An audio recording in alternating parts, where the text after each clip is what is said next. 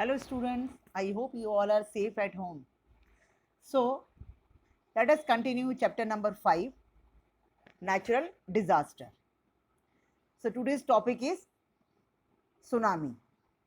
Now, what is tsunami? Due to volcanic eruption or earthquake on the sea floor, high oceanic waves are created. They are known as tsunami. They are high and have unimaginable length. You can see the picture given in your textbook, scenes of the oceanic waves of tsunami. Okay. Now, their length is approximately 700 to 1600 kilometers. These waves travel with a great speed and force.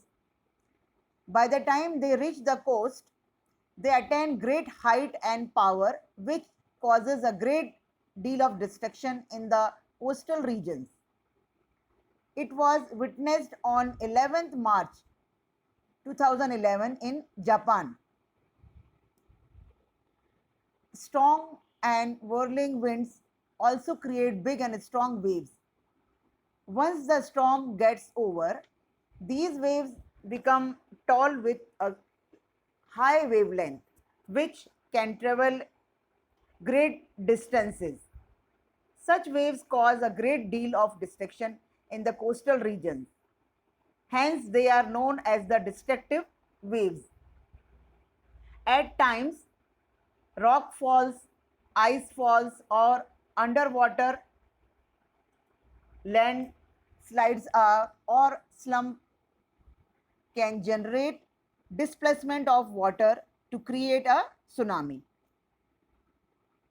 Now, the next topic is flood.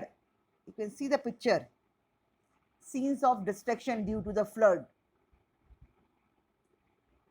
Now, the flow of excess of water in a river is called flood. Flood occurs due to two reasons. First one, heavy rain in the upper course of a river. Second one is if a dam on river breaks, flood occurs in the low-lying areas on the river banks. Now you can see the chart given in your textbook, things to know. Now the names of river and the flood affected areas and the year.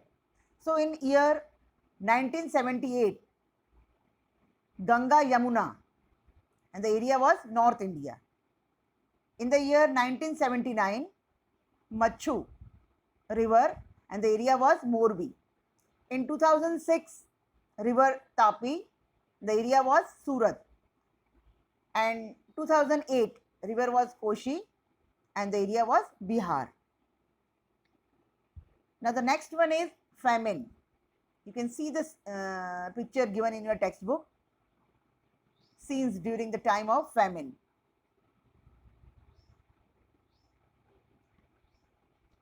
Scanty rainfall leads to the drying up of the groundwater and shortage of food and water. This condition is known as famine. The condition of famine occurs in case of scanty rainfall or no rainfall for 2 to 3 years successively. The possibility of famine is less if we plant more trees. Now about the cyclone. The simple meaning of cyclone is air which blows at a great speed. It can be called a storm or whirlwind. The coastal areas of India experience cyclone every year. The eastern coast especially experiences it every year.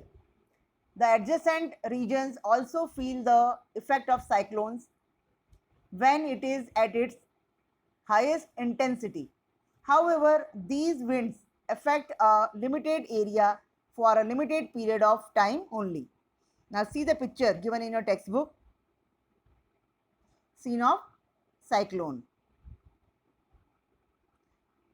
Now about the forest fire. You can see the picture given in your textbook, scenes of the forest fire.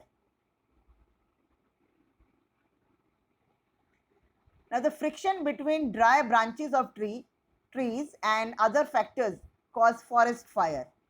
It causes a great amount of damage to the forest resources. Now the landslide. You can see the picture, scenes of the landslides. The sliding of large mass of rock materials, soil, etc.